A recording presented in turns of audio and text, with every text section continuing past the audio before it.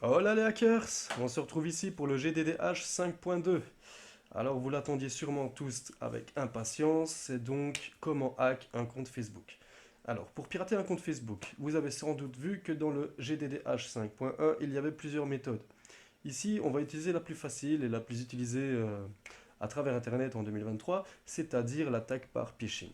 Le phishing, c'est quoi? C'est le fait de créer une fausse page de connexion afin de l'envoyer à votre victime. Cette victime va donc penser qu'elle se tombe bien sur une page de connexion d'un site qu'elle connaît, par exemple Facebook, et s'y connecter. Malheureusement pour elle, peut-être elle sera dirigée par rapport à la configuration que vous aurez fait sur le vrai site Facebook ou sur une toute autre page, mais dans tous les cas, vous aurez récupéré les identifiants. Voilà, j'espère que vous êtes prêts.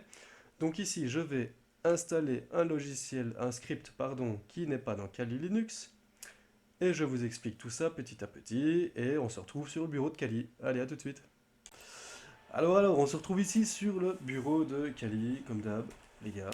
On est là. Voilà, voilà. Donc, ce qu'on va faire ici, c'est que, hop, j'ai comme habitude d'aller sur GitHub. Donc, GitHub, je le rappelle, c'est une super communauté où tu vas pouvoir trouver n'importe quel code que tu veux et quelqu'un y a pensé si tu y as pensé. C'est simple. Du coup, moi, dans le tutoriel du 5.2 du GDDH, j'ai fait quoi? J'ai utilisé le logiciel Hidden Ace, qui est donc ici. Voilà. Donc, si tu vas sur mon blog, tu vas voir le 5.2, pardon, et tu vas pouvoir lire la description que j'ai fait de Hidden Ace, ok, ainsi que son installation. Bon, moi, ce que je vais faire ici, c'est que je vais le faire en même temps que vous. À l'heure actuelle, donc j'ai créé le tutoriel en 2020 ou laissez-moi le temps d'aller lire. Donc, vous voyez, j'avais bien créé le tutoriel en 2020, on est en 2023. Comme je l'ai dit, il n'y a pas eu trop d'évolution dans la sécurité informatique, c'est toujours la même chose. D'accord? Bon, du coup, j'ai dû chercher le script hidden ace. Donc, je vais devoir modifier le lien qu'il y a dans l'article. Pourquoi? Parce que c'est plus le même. Je ne sais pas pourquoi il est plus disponible chez le créateur. Mais il y a eu beaucoup de personnes qui ont fait un fortwork, donc qui ont fait une mise à jour du script. Et, euh, et voilà, du coup, j'en ai un qui fonctionne. On va aller utiliser ça. Ok. Donc là, on est sur le bureau de la machine virtuelle de Kali. Comment ça va se passer maintenant? GitHub, c'est pas très compliqué. Donc sur GitHub, il est installé de base dans Kali et on va devoir copier tous les fichiers. Bon, ici, il n'y a pas de téléchargement un par un à faire ou quoi que ce soit. On va utiliser le code. Voilà, comme vous pouvez le constater ici, on va faire un copier. Voilà. Et je vais donc utiliser le code avec GitHub dans mon terminal, mon shell. Faire un petit ls, on va aller dans documents, voilà, on va faire ls, on va faire un nouveau dossier et on va l'appeler pish face. Pourquoi? Comme ça, ben, moi, dans mes dossiers, je sais où il se trouve. Ok? Donc, on va faire un git clone, ok? Et on a copié l'URL tout à l'heure qu'on va venir placer ici. Voilà. En fait, GitHub, ce qu'il va faire, c'est qu'il va faire une synchronisation des fichiers disponibles et des dossiers. Donc en gros, tout ce qui était disponible ici sur la page, vous allez donc le retrouver dans votre dossier que nous avons créé, qui se trouve dans Documents et Face, pardon. Ok, il est là. Euh, il est censé être là. Hop, qu'est-ce qui va pas? Donc je l'ai bien mis dans Face, ok. On va faire un ls dans la commande. CD. Ah non, d'accord, ok. Donc il est ici, Hidden Ace. Il me semble que c'est ça. Voilà. Donc j'ai créé le dossier qui sert à rien. Je vais vite aller le supprimer. Petite erreur de ma part. Ok. Voilà. Hidden Ace est ici. Ok, on retourne dans notre shell. Et en fait, il va falloir installer quelques prérequis afin d'utiliser donc ce script magnifique. Comment on va faire? C'est simple. On retourne donc sur l'article que j'ai écrit. et on voit toutes les petites commandes à effectuer euh, par rapport au script. Ok, donc je ferme ça, je suis bien ls cd hidden ace, pas hidden yes, hidden ace. Hop, voilà. Ok, alors on va retourner sur mon petit script, sur mon petit article, pardon. On voit ici qu'on doit mettre le dossier hidden ace en mode 777, donc c'est-à-dire lecture et écriture, depuis le bureau, depuis le shell, pardon. Donc je fais un cd, je reviens en arrière parce que j'étais dans le dossier chmod plus POC plus x et le dossier hidden ace. Ok, voilà. Maintenant le dossier est capable d'écrire lecture. En fait, c'est un peu comme si on lui mettait tous les droits administrateur à ce dossier. Voilà. Je pourrais aller plus dans le détail sur la commande chmod, mais on n'en est pas là. Je ferai peut-être ça par rapport à un prochain article de pourquoi on doit faire ça sur certains fichiers. Ok, donc pourquoi on doit faire ça sur certains fichiers? En résumé, c'est parce que on va lui donner le droit d'écrire à d'autres fichiers, de lire sur d'autres fichiers, etc. Donc nous avons fait notre chmod. Ok, et je parlais tout à l'heure qu'il fallait donc faire l'installation des prérequis. Pour cela, nous utiliserons Python 3 avec l'extension pip3 qui lui va faire tout automatiquement. Ok, donc hop, j'ai même ma petite fenêtre en bas. Voilà, je reviens ici. Hop, ce qu'on va faire, c'est que je vais le mettre là, puis il va venir ici. Comme ça, vous pouvez voir les commandes en même temps que je les tape. Si c'est pas magnifique tout ça. Alors, j'en étais où? On va déjà se mettre en mode administrateur. Donc sudo su, pour ceux qui ne savent pas, c'est sudo su. Ok. Donc ici, nous avions pip3 install. Donc pip3 fait partie de Python 3 et les requis pour l'installation du script. Hop, txt, il me semble que c'est bien ça. On va vérifier exactement. Voilà. Pouf. Maintenant, le terminal. Il n'arrive pas à ouvrir, blablabla. C'est pourquoi est-ce qu'il n'arrive pas à ouvrir? Tout simplement, petite erreur de débutant, c'est parce que je ne suis pas dans le dossier. Donc il ne trouve pas le fichier requis. Donc on va retourner sur hidden ace. Ok, et maintenant, normalement, voilà, je fais un pip3 install.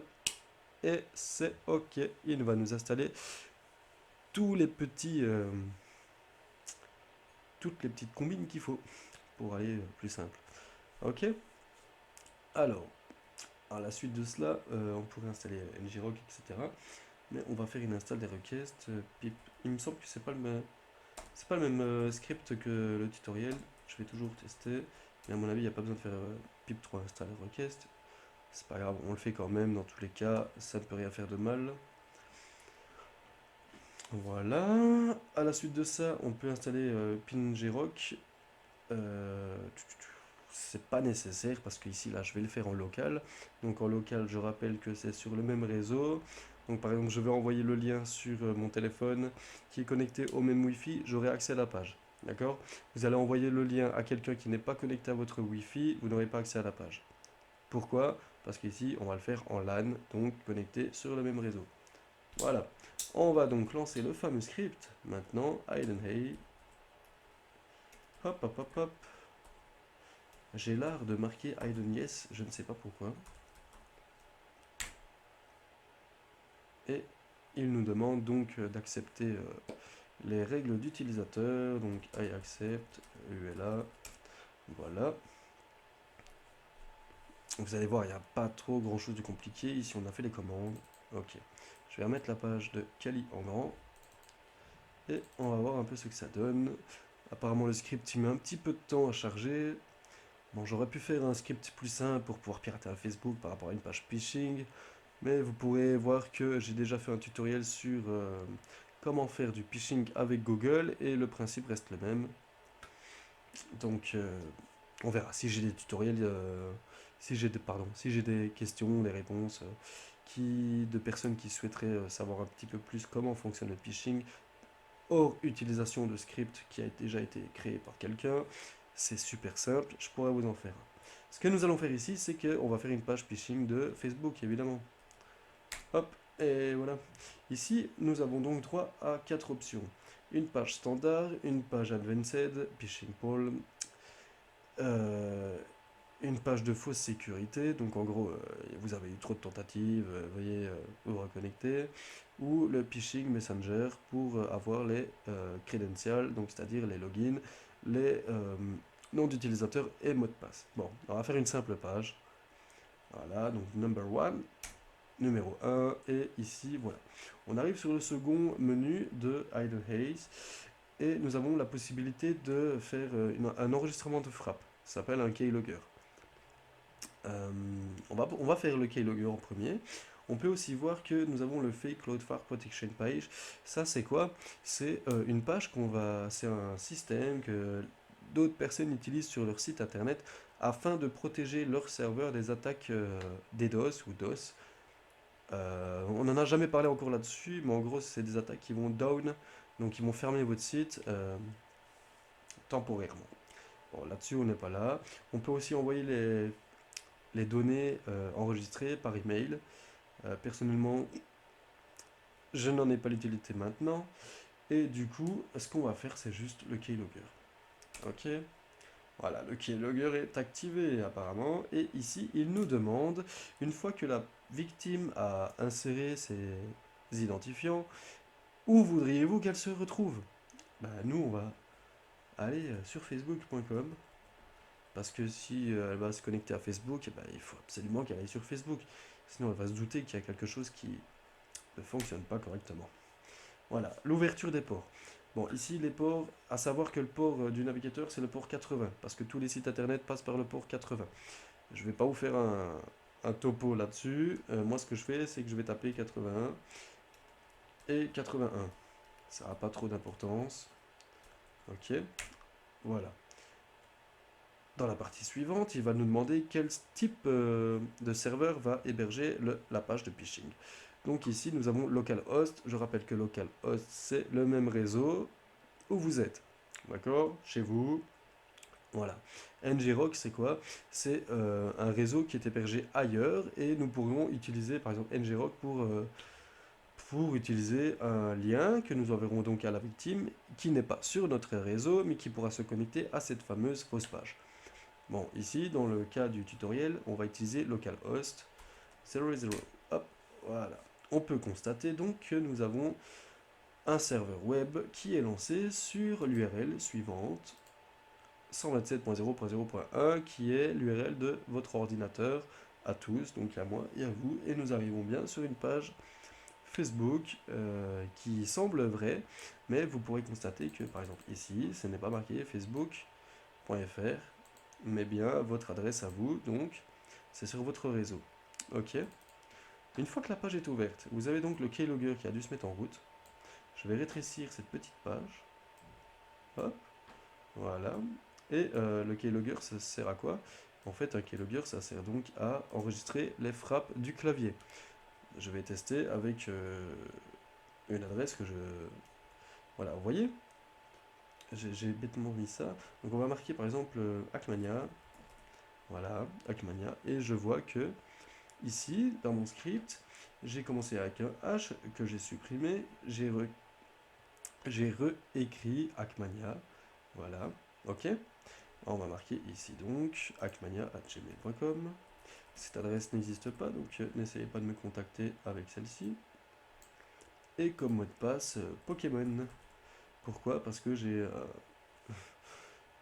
pensé à Pokémon, je sais pas pourquoi. Et j'appuie sur Enter. Ok. Donc le script me demande qu'est-ce que je dois faire après. Et moi, la page ici charge. Et effectivement, vu que j'ai renvoyé l'utilisateur sur la page Facebook, il se retrouve donc sur une nouvelle page de connexion Facebook, étant donné que moi-même, je ne me suis jamais connecté à Facebook avec ma machine virtuelle. Ce qui est très logique. Voilà. Si d'ailleurs j'avais été connecté à Facebook entre-temps et que je ne m'étais pas déconnecté, je tomberais donc sur ma page de profil le mur Facebook, là, comme on dit souvent. Par rapport au script, qu'est-ce qu'on va voir? C'est que les credentials found. Ça veut dire que les logins de connexion ont été trouvés, tout simplement, l'email, donc hackmania@gmail.com, et le mot de passe, fameux Pokémon. Voilà. Ok. Donc ici, je vous ai appris à utiliser Hide and Haze, faire une installation d'un script qui est disponible sur GitHub, lancer Hide and Haze, utiliser les prérequis, et à donc hacker votre premier compte Facebook. C'est pas magnifique? C'était très simple, super simple, j'ai envie de dire, mais c'est une pratique qui est aujourd'hui très très très utilisée et qui pour moi ne fonctionnera pas sur, sur beaucoup de personnes. Pourquoi? Parce que c'est en local, tout simplement, que les gens y regardent les URL. Bon, par rapport à tout ça, le problème c'est que par exemple ici, tatatam, papapam, pam, voilà, par exemple ici, http machin, facebook.com, nous étions sur 127.0.0.1 avec les ports 80-80. Eh bien, avec une petite recherche Google, par exemple, on peut faire URL shrink. Je sais même plus si c'est comme ça s'écrit. Et en fait, URL shrink, c'est quoi? Ça va générer une URL par rapport à le lien que vous souhaitez. En gros, je vous explique en 2.2. J'ai que ça à faire. Non, je rigole. Mais en 2.2, ça sert à quoi? Je vais marquer donc 127.0.0.0.1 hop, sur URL shrink qui va lui me donner, hop, je paste, je copie donc l'URL ici, shorten URL et pam pam pam, création. Ah oui, je dois créer un compte. Bon, on va arrêter. Mais en gros, c'est simple. À la place d'avoir 127.0.0.1, vous auriez peut-être mondada.com. Voilà. Ça sert justement à modifier cette URL car beaucoup d'utilisateurs, donc moi-même, vérifions toujours l'adresse URL que les liens nous proposent. Ok? Voilà, je vous donne rendez-vous pour le prochain tutoriel et je vous souhaite maintenant une bonne soirée. Allez, ciao ciao les gars. Et Pep, si t'as kiffé, tu peux toujours t'abonner à YouTube et me retrouver sur TikTok et revenir sur mon site. Allez,